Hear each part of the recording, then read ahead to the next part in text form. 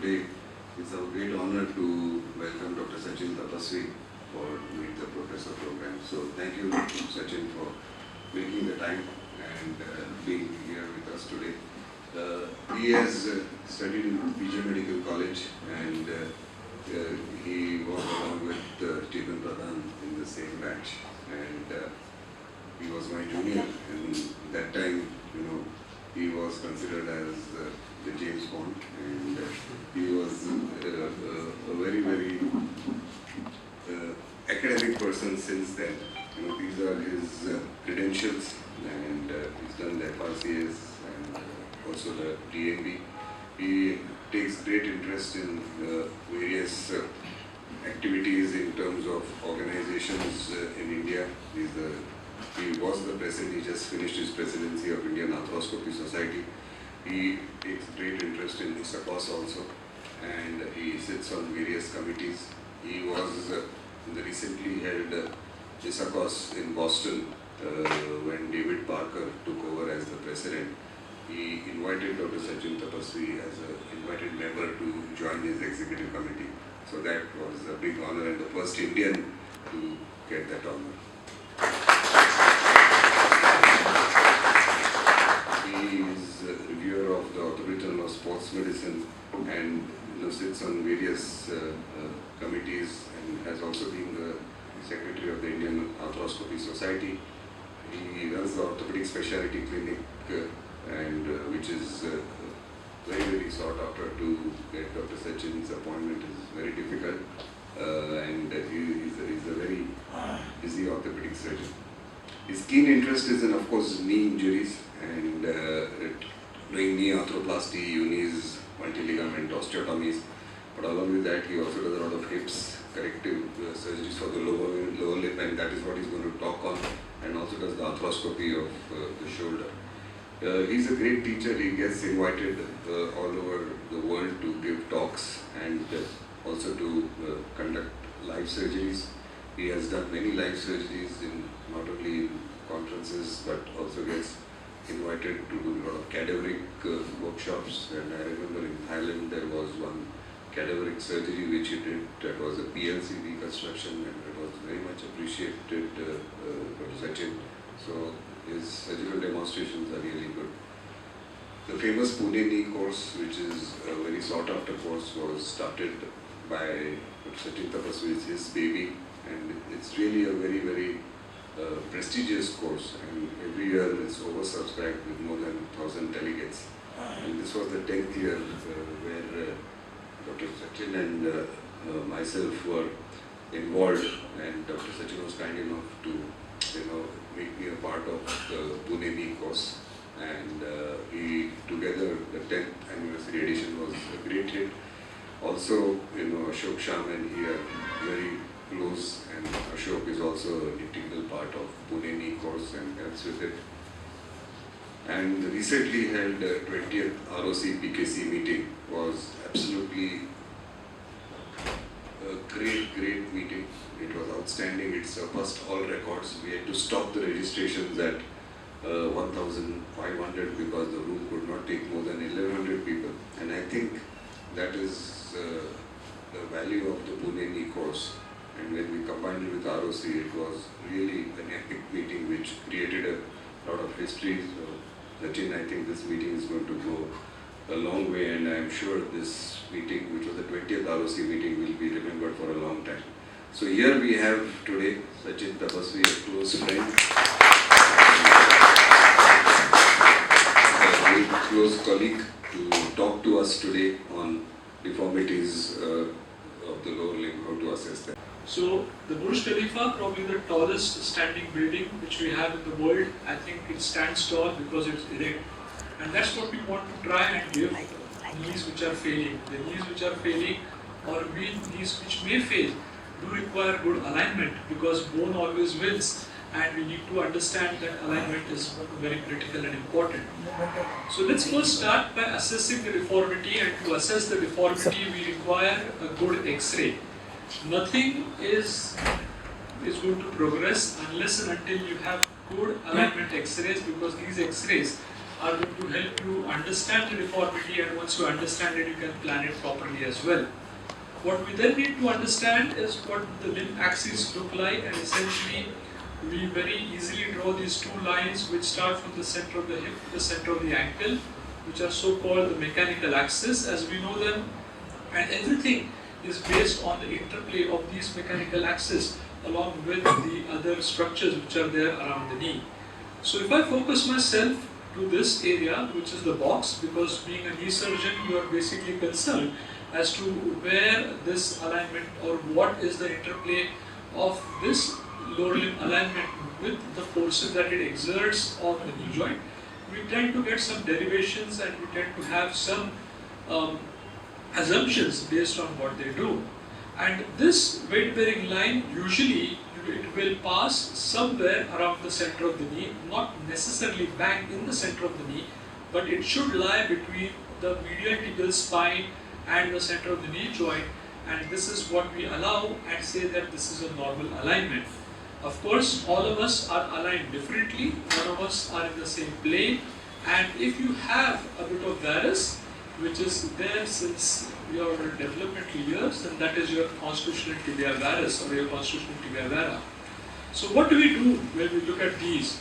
Well, the joint forces exert some interplay here, and these joint force interplays will then influence the health of your cartilage on the femoral side, and these are the angles which the mechanical axis will form with the distal surface of the femur.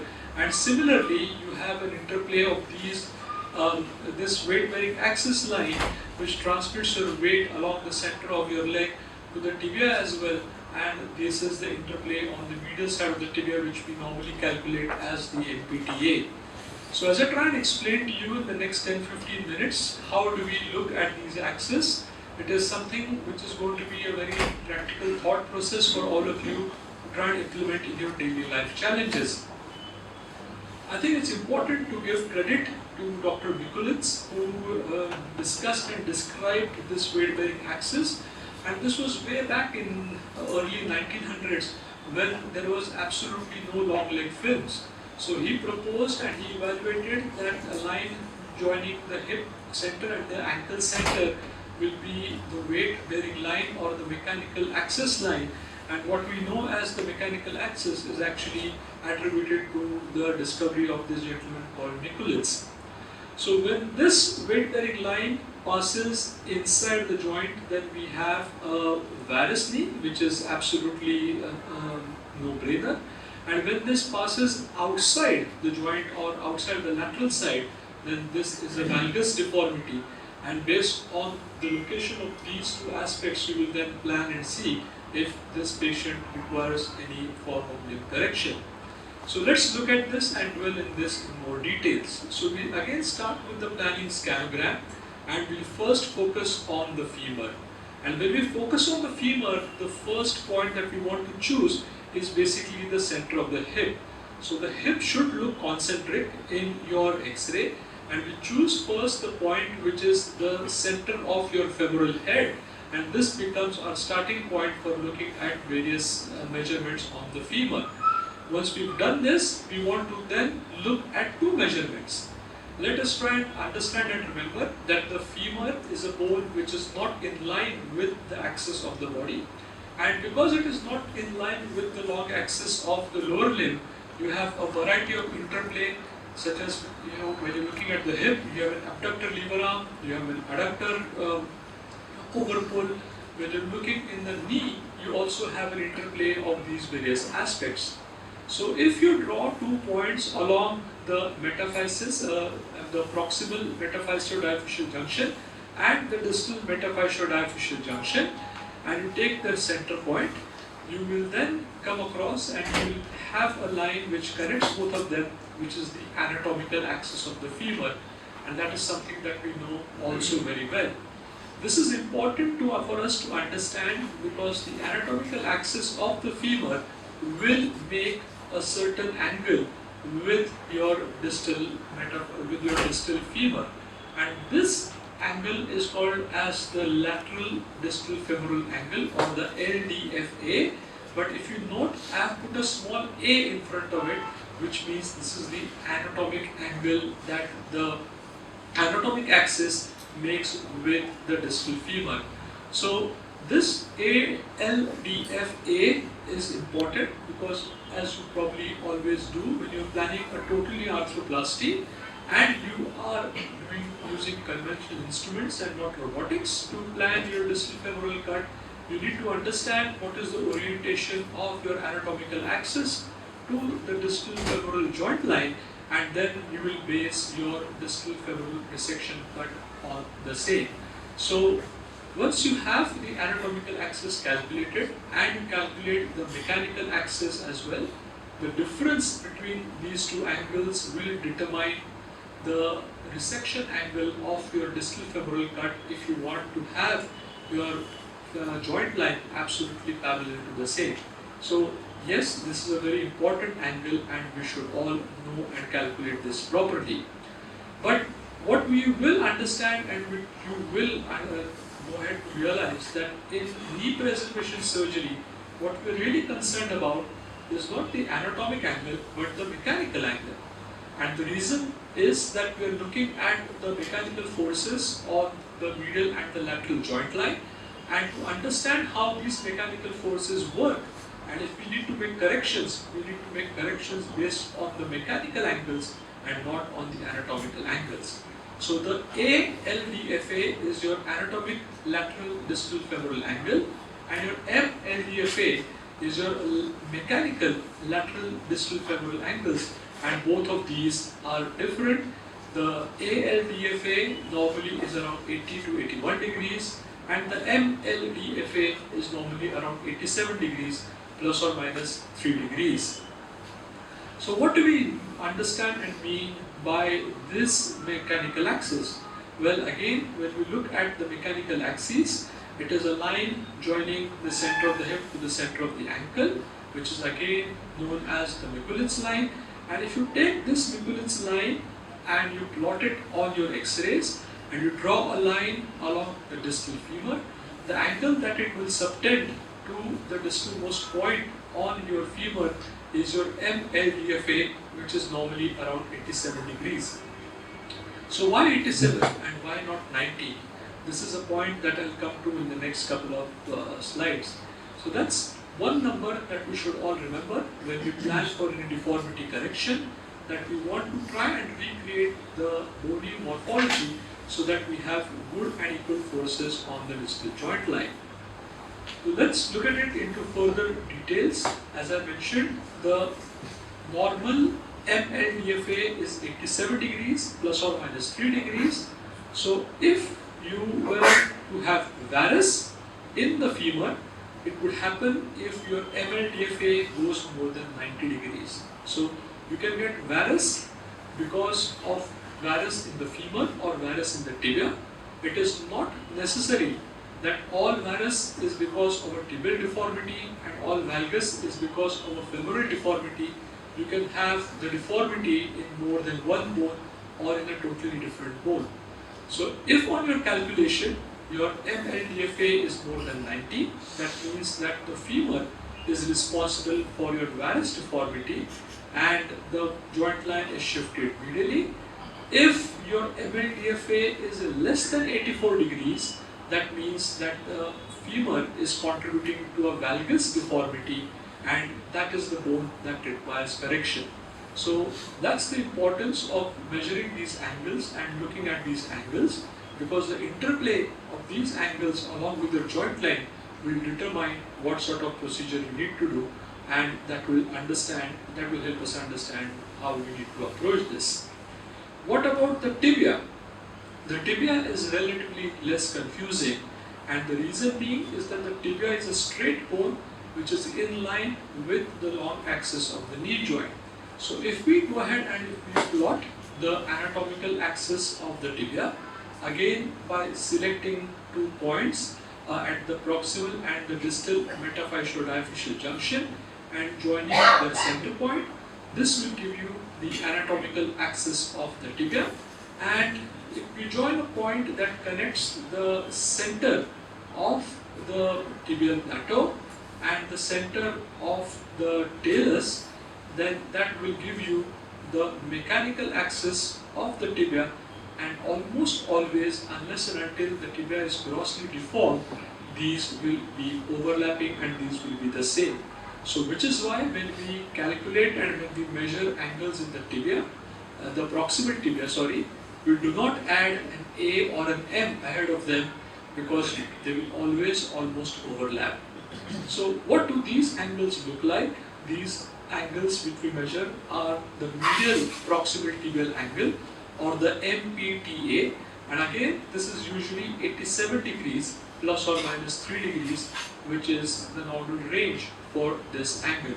So the two numbers that you need to remember are that the mechanical lateral distal femoral angle is 87 and the medial proximal tibial angle is 87, and these two angles are the ones which you will need to recreate when you are doing your surgical procedure, so that you have a good alignment in the same. So what influence will it be if the MPTA changes? So if your limb is in varus, then obviously your MPTA will increase. It will go more. It will be more than 90, and it will shift into varus. And on the opposite side, you will find that if your MPTA decreases, then you will start going into a valgus deformity, which will then determine what sort of deformity there is.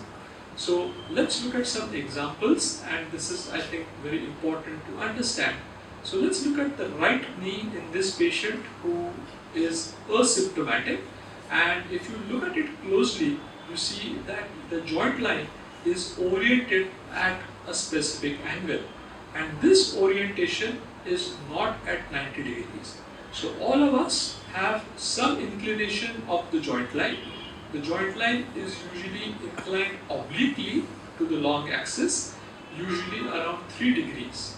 And it is because of this joint line inclination or joint line orientation that we have these two angles as 87 and 87 and not 90 and 90. So that is the importance of that number, which is 87.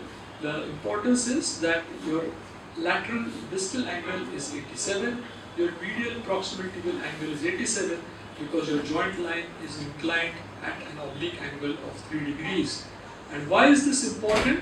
Because we don't walk on two legs. When we are walking, we take weight on one leg, and when we take weight on one leg, your hip goes into adduction, and because your hip goes into adduction, you will find that the joint line becomes now 0 degrees. So nature has given us an oblique joint line, usually around 3 degrees, because when we stand on one leg, your hip gets forced into adduction, and once your hip is forced into adduction, this 3 degrees becomes 0 degrees, and that is the beauty of an oblique joint line. And because we have an oblique joint line, the angle subtended by this oblique joint line to the distal femur and the proximal tibia is 3 degrees. And that's one thing that you should know. So all the deformity may not come through bone. We just saw in the previous examples that you could have a bowing or an abnormality in the femur or the tibia, which may cause problems or which may lead to a deformity. But we also have an intra-articular component which consists of cartilage, meniscus, and of course the ligaments. And loss of any of these will obviously cause further joint space narrowing and will contribute to a deformity, and laxity of ligaments will also contribute to a deformity. And that brings us to the third terminology, which is called as the JLCA.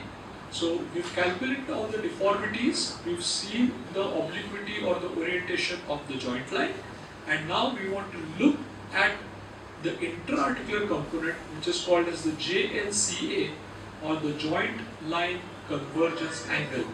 What does it mean? It's essentially the angle between the line along the distal femur and the proximal tibia, and again you will find that this may be 0 to 2 degrees. This is influenced by the various intra-articular structures like the meniscus or the cartilage, and is also influenced by the soft tissue envelope. So let's say we have a laterally stretched out PLC or the FCL or the lateral side of the knee is stretched out, what would happen?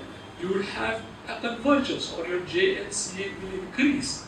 So what you will determine is that you might say that this knee has got, this lower limb has got a 10-degree varus deformity, but 4 to 5 degrees of it may be coming from a stretched out soft tissue, and 4 to 5 degrees may be coming from the bone. And this is important because if you try and correct a soft tissue deformity in the bone, then you will land up with overcorrection, which is something that we need to avoid. Hence, it's again very important to measure this angle, which is the JLCA, because if you see an abnormally high JLCA, it means that there is significant cartilage loss, bone loss, or there is a lax ligament, which will then let you understand how it basically needs to present. It may also happen if you have a lot of bone loss, as I mentioned. So if there is significant bone loss on the medial side, as what we can depict here, then there is further abnormal JLCA or joint line convergence angle, and again that must be taken into account to try and understand what the deformity is. And a good example of this is this patient who has got a 5-degree varus deformity, but if you look at all the numbers which I have plotted, all his bony numbers are normal. So if I do an osteotomy for this patient, he is going to have a poor outcome because I am going to overcorrect his angles. He already has a normal MPTA, he has a 5-degree varus. So if I try and correct this deformity in the bone, I am going to take his MPA to somewhere like 90, 95, and then I am going to give him an oblique joint line, which will then not give him a good result for more than 5 to 10 years. So that's why you need to understand these three concepts as to what is the mechanical axis, what is the anatomical axis, where is the deformity, is it in the femur, is it in the tibia, or is it in the soft tissue or the cartilage, and how does the joint line lie with respect to our normal standing. If we change the joint line by more than 5 degrees, the survivorship of your osteotomy will be not more than 5 to 10 years. And if you change the joint line obliquity by more than 10 degrees, then there is almost a 60% chance that they will require a total arthroplasty in about 10 years' time. How do we take these X-rays? I think it's really important that we understand how to make good X-rays. You want to ensure that when you make X-rays, your patella has to be facing forward, because if the patella is not facing forward, which is usually achieved by rotating the foot internally, you will get abnormal X-rays. So these are 3 films of the same person. He's my office boy in my clinic, and you can see that depending upon where the foot is positioned, I've marked out the patellae, and you can see that the X-ray to your far left suggests that he should require an osteotomy immediately. The one in the middle probably suggests that he is going to come to me for a TKR, but the one to your far right says that, oh, he's got a normal alignment, and all that we've done is positioned his foot in ER, neutral and IR, and that's how the patella should face. So estimation of the deformity always has to be done on good X-rays, and these X-rays have to be made with the knee facing forward. What is also important is that if you are using any form of digital planning, you need to have a marker on your X-ray, and this can be any marker that you choose. A ruler, I usually tend to take a 10 rupee coin, which will then give me a diameter of 27 millimeters, and then we need to go ahead. So friends, it's important that we become gardeners and not mechanics, because alignment is crucial. Like for this patient who had an osteochondral defect on the right. So this gentleman had a failed ACL in the right knee, and if you leave the limb in varus, there are high tensile forces on your intra-articular ligaments, and that's why it fails. And for these patients, you need to do a concomitant revision ACL and an osteotomy at the same sitting if you want good outcomes. You also need good alignment to protect your meniscus repairs. And here's again an example of a patient, middle-aged patient with a varus deformity with a radial tear. So when you have a radial tear, the meniscus has no hoop stresses, so it behaves like a total meniscectomy, and along with doing a side-to-side repair of these menisci, you also need to correct the alignment at the same time if you want to preserve the joint.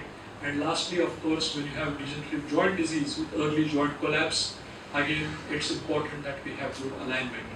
So remember that if your Mikulicz line is passing inside the joint, you have a varus deformity, you need to check where the deformity is. Is it in the tibia or is it in the femur? Depending upon where the deformity is, you will do the correction, but you also need to remember where your soft tissue deformity is by measuring your JLCA, which will then tell you as to what sort of correction you need to make. On the other hand, if your limb is in valgus, the Mikulicz line will pass outside the joint. You need to again find out where the bony deformity is. Is it in the tibia or is it in the femur? Depending upon where the deformity is, you need to plan your surgical correction, and of course you want to check if you have any soft tissue deformity. Let's say there is a lax MCL which is allowing the knee to collapse in valgus, then again you will have a reverse JLCA, which is what we need to look at. So based on that, then you will then go ahead and decide what type of an osteotomy that you will do, whether you're going to open on the tibia or close on the tibia, or open in the femur or close in the femur, or do a combination of both of them, which is called as a double level osteotomy, which then determines your final treatment outcome. So don't leave anyone with a crooked structure. Make sure that all the limbs that you correct are perfectly good and neutral, and this is what I had to share with you in a nutshell. So this is limb deformity in basic simple language.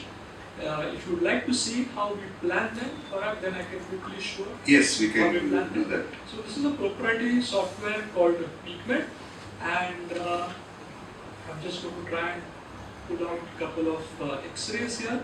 So these are some X-rays that we pulled out, and we'll just keep them here. So essentially you can import X-rays from any source.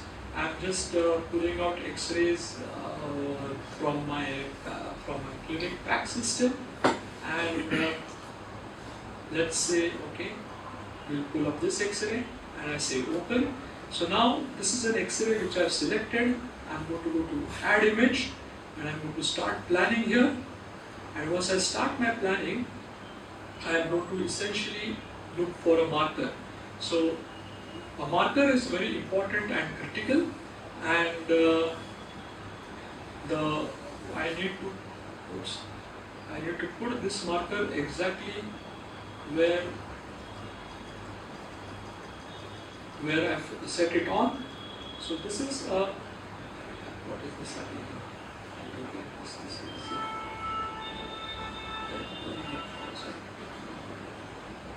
Why is this hung up badly?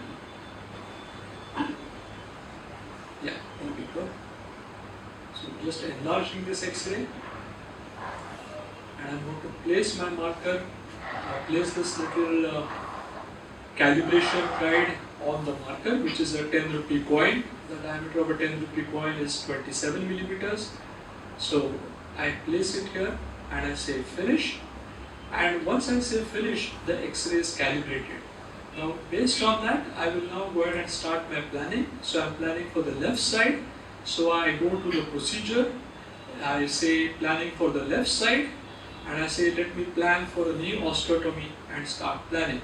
So on one side it will give you a screen which tells you what points you need to show them. So we start off first, it wants us to show the center of the hip, just dragging the whole thing down. So center of the hip, one, then the edge of the femur, where we want them to have a perfect circle. For the anatomical axis, it needs the greater trochanter, and then we will start calculating the various lines in the knee joint. It wants us to show the most distal point on the medial femur, the most distal point on the lateral femur, the most proximal point on the medial tibia and the lateral tibia. And to understand what percentage of varus there is, we need to show it the lateralmost and the medialmost extent of the tibia, and of course to calculate the center of the ankle we need to give it the lateral and the medialmost point on the talus. And once we have that, it will calculate the deformity for you. So just enlarging this patient's deformity, the LDFA is normal, it is 88.8. The MPTA is low, which is 85, which suggests a varus deformity. The varus is 5.6 degrees. The joint line obliquity is 0.6, which means that the joint line is near neutral. The JLCA is again within normal range, which tells us that there is no gross soft tissue component, and the mechanical axis is roughly around 22%. So when it passes through the center, it is 50%. When it passes on the medial edge, it is 0%. When it passes on the edge, it is 100%. So this is a varus which is passing around 22%. And based on this, then you can go ahead and make your surgical treatment. So it tells us that the problem is in the tibia, and we can either make a medial opening wedge or we can make a lateral closing wedge. So I have selected a medial closing wedge, and now I need to plot out where I wish to make my osteotomy. So it's an oblique cut starting in the metaphyseal area, and I have to show it the hinge point, which is at the tip of the fibula. I can adjust if I want the limb to go into more of valgus, or if I want the mechanical axis to stay in varus. So typically we want our mechanical axis to be not more than 52% or 54% depending upon the severity of arthritis. And when I click finish, it does the calculations for us, telling us what sort of wedge should be created. And now it tells me that I need to do a medial opening wedge of 6.6 millimeters. If I want my limb to be near neutral, my MPTA is going to be within the normal range, my mechanical axis is going to be 52%, and my JLCA and JLO are normal. So that's how one should go ahead and plan their deformity. It's important to understand which bone is deformed and whether the soft tissues are deformed, and based on that you plan your correction. So thank you very much for giving this opportunity. Us standing, the X-ray will show 3 degrees, you said 87 degrees. But when we are walking or when there is weight bearing, then it becomes 0, is that right? Correct. So how do you know that concept? So is that because of the adduction of the hip you said, or is it because it's aligning because of the joint, the ligament laxity? So let's say our leg was at 0 degrees. So when we stand on one leg, typically we will find that if I stand on my right leg, my hip will go into adduction and my 3 degrees becomes 0 degrees. And that's how nature has designed us, that when we are in a single star space, which is when the load bearing occurs, we want the joint line to be perfectly neutral to the floor. So that's why we have an oblique joint line, and which is why our MPTA and our mechanical LDFA should ideally be 87, so that you end up with a joint line obliquity of somewhere around 3 degrees, which means that when you take weight and when you walk, the forces are equal. So in the non-weight bearing it is always oblique. Correct. Yeah, any questions, Kailash? Yes, How Sahil. do you account for the cartilage thickness? It varies with the age also. So the thickness of So the anyone needs to go to the OT, you on both the can sides. go and take your cases. Those who can wait, please wait. So the Because we are doing all the radiological calculations based on age. in terms of preoperative planning, Yeah, or preoperative planning. preoperative assessment or planning. Preoperative assessment. So if there is excessive cartilage narrowing, then your joint line convergence angle will start decreasing and it will go more towards 0. So the cartilage thickness in one compartment, the average thickness of cartilage is 3 millimeters on both the femur and the tibia. So if you lose all the cartilage, then you go down by 6 millimeters in one compartment. When that happens, you will get narrow. So like this example that I showed, the JLCA was 0.6, which is still normal.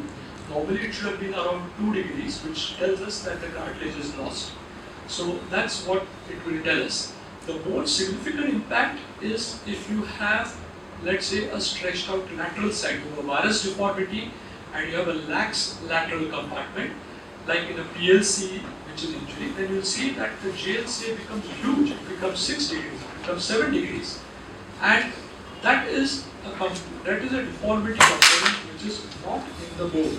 So if you try and correct that large of a deformity in the bone, then you will give an excessive deformity.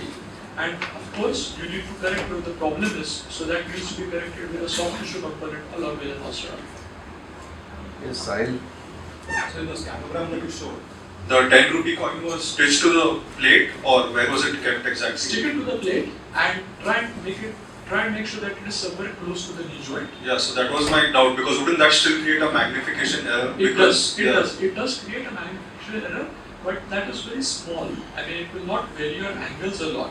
If you want to be absolutely perfect and clear, then you need one of those gorilla clamps, which you can put like a selfie stick or a standee, and then you need to make a sphere which is exactly at the same level as your knee joint. But you're taking an X-ray which is 305 centimeters away, and the effect of shifting it ahead or behind by about less than a centimeter will not cause too much of a problem. So wouldn't it still be like in obese patients, it would still be about like even 8 to 10 centimeters if you consider the center of gravity of the knee? If you consider the center of the knee, it will probably be about 4 or 5 centimeters away. I agree to your point. Again, the other good thing would be that you put up a small selfie stick and have this little ball standing right at the level of the center of your knee joint. So it should be at the patella, it should be towards the back, it should be somewhere where the lumbar starts line is, somewhere at the junction of the anterior lumbar and the posterior lumbar. So it's still more towards the back than towards the front. Sachin, how to take scanogram in extreme varus and extreme varus, those people will not fit into the single plate. Correct. So you do one leg at one time.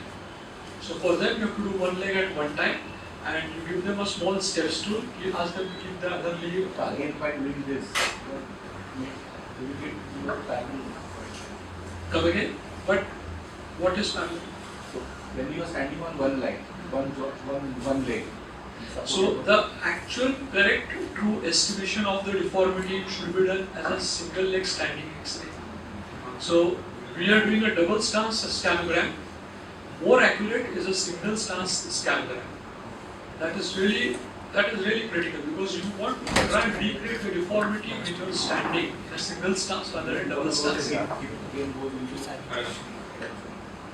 hip will go into well. No, but you're not making them stand on one leg. You're just giving them a small step stool, which is roughly about 4 to 6 inches in height, so that they can move the opposite limb out so that your X-ray can be done. So this is the commonest problem. So that is why we always have this argument, the pediatric patients sometimes have such valguses that and the radiographer, what he does is he just, does the rotation and he adapts and gets it in one film. And what you showed very nicely, the values get all wrong. So here, the main aim you are saying is that the patella should be facing forward as long as the assumption is the patella is not fixed in some deformity. So then, for that it is slightly interpreted. What Atul is saying is that there is a severe valgus, and then you make it a single X-ray at a time, single long leg. The other side you put on the stool, then that takes some weight. Is that what you're saying? So one leg comes into the X-ray plate at one time. Right. It is not that he is standing on one leg. Okay. Because the deformity is so much that the width of your scanogram X-ray cassette cannot accommodate both the limbs. So one leg comes at one time, and then the other leg needs to come at the other time. Okay. So there is still a bipedal stance, but only one leg can be So extended. last question by Sahil, and then one by Komal and one by Arjun from the During the HTO planning, you told that the weight bearing axis should pass through the 52 percentile, but the traditional method is that you should follow that Fujisawa point, which is 61 percentile. So why should we? Correct. So previously, when we did not have planning and we did not have access to good arthroplasty, these are the older years, maybe 1970s and 1980s, where Fujisawa arbitrarily said that I wanted to pass around 62%, which is at the downslope of the lateral tibial spine. And that is what we kept on following blindly. But when you change your mechanical axis, it causes increased loads on the lateral side and it causes a very oblique joint line. To make your knee come to the 62 percentile line, you will need to change your MPTA to almost 97, 98, maybe even 100 degrees at times. This results in abnormal joint line obliquity.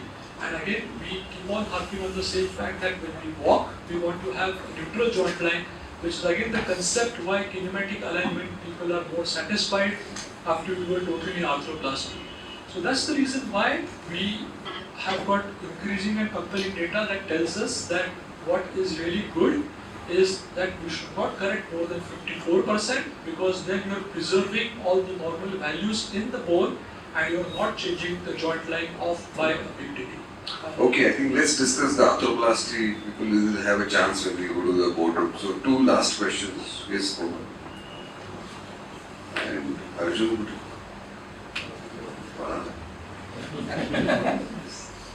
Gandhi, you have to ask the next question. Yes, Kumar. So I have shown you how I do the calculating by making the movement of tracks. So do you think that there's going to be a significant error if we just draw lines on the PAC software which has an inbuilt So if you have access to PACs and there is software on your PACs, that is the easiest and the best way to do. You don't need to spend money on proprietary software and get them imported. I have to use this because I am from a third world country, I don't have access to great technology. So again, it all depends upon, is the X-ray correct? Are your landmarks correct? Then your numbers will never change. So numbers cannot change unless and until the X-rays are done poorly and we start off by choosing wrong points. In fact, a lot of centers abroad will have integrated PACs and they will only basically calculate the values, which is very quick and very fast. Right. Last question, Gandhi. So any tips as a resident where just to spot a wrong X-ray on the first go and make sure that you get a correct one? So because all of it is just starting from the X-ray itself. Right, so tips, before the X-ray of course you'll see your patient, and once you've seen your patient and when you've ordered the X-rays, 3 things that you want to look out for is the patella facing front, is the pelvis tilted, correct? So that's another important aspect. Sometimes if there is a short limb and the pelvis is tilted, again that is incorrect. We need to give a raise on the shorter side to make the pelvis square, and that is the second point. And third, is there a marker? Because if you are planning to do any form of calculations, if you don't have access to PACs, you need a marker, and these 3 things will tell you that everything is absolutely perfect. So good, with that we'll end the Meet the Professor session. A big round of applause.